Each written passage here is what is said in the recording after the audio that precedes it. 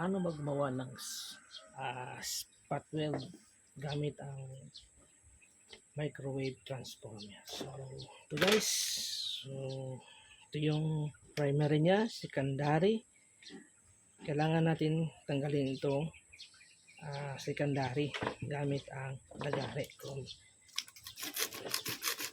Tapos papalitan natin ng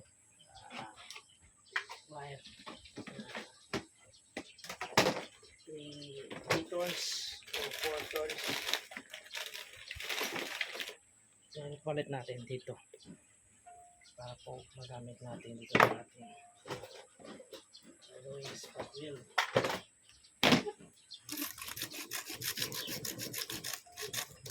Yan. So ayan guys, tapos na po na lagari. So ito, kailangan po itong tanggalin.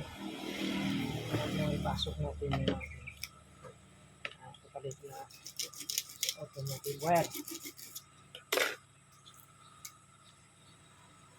Yan, so pagandahan lang at sugatan yung primary natin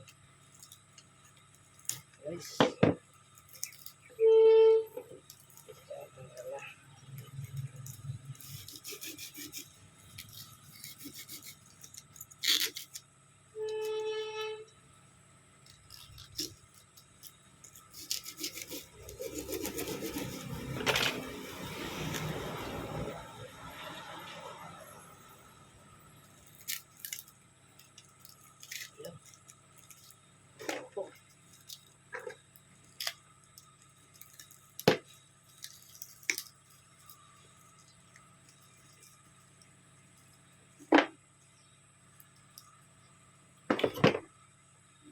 Kailangan po natin tanggalin itong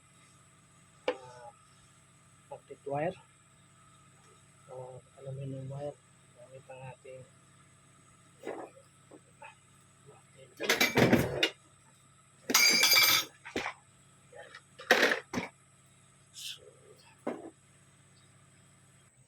so yan na po, DIY. So tanggal na po natin yung ating so yung secondary coil, ating microwave transformer. So yan, so tanggalan po natin. So kailangan itong tanggalin yung nakabit dito na wire o temperature wire. Tanggalin kasi hindi na po ito magagamit. Yan.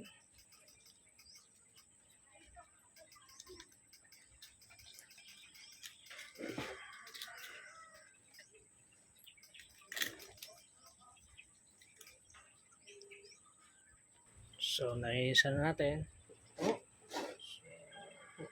Ang gamit natin is 220 volts na microwave oven transformer. Ito ay sa 50 Hz lang to.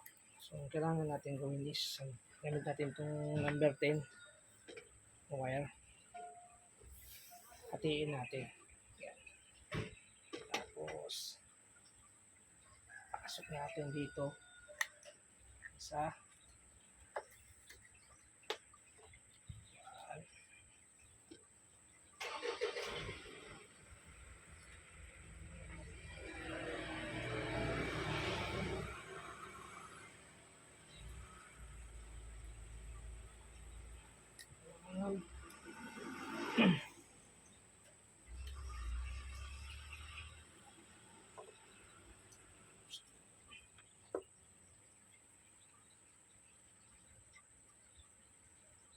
meron kayong mas malaki dito na wire, pwede po din yan gamitin.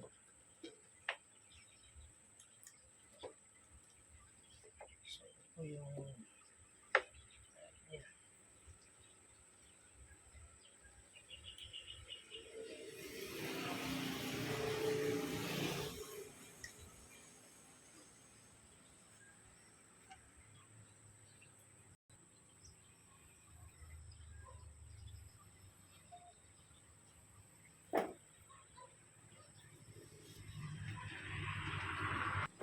So ito na po mga ka-DIY, mga kasular.